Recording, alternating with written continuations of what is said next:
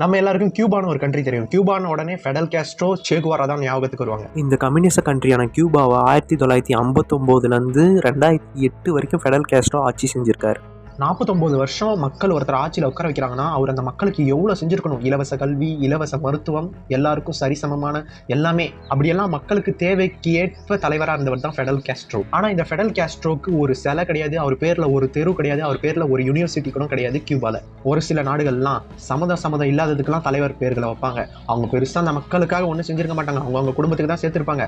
அந்த மாதிரி இருக்கிறவங்களுக்கே சிலை வைக்கிறாங்க, அவங்க பேரில் யூனிவர்சிட்டி இருக்குது, அவங்க பேரில் தெரு இருக்குது. இவருக்கே இதெல்லாம் இல்லைன்னு கேட்டிங்கன்னா 25 நவம்பர் 2016 இவர் இறந்து போறாரு. இயற்கையாக தான் இறந்து போறாரு. அந்த டைம்ல அவங்க தம்பி தான் ஆட்சி செஞ்சுட்டு இருந்தாரு. அவர்கிட்ட நான் மக்கள்ல வருவேன், நானும் இந்த மக்கள் மாதிரியே தான், எனக்குன்னு தனி சிலை இருக்கக்கூடாது, என் பேர்ல எதுவுமே இருக்கக்கூடாது இந்த நாட்டிலன்னு சொல்லியிருக்காரு. இப்போ வரைக்கும் கியூபாவில் பொது இடங்கள்ல அவர் விஷயமா ஒன்றும் கூட கிடையாது.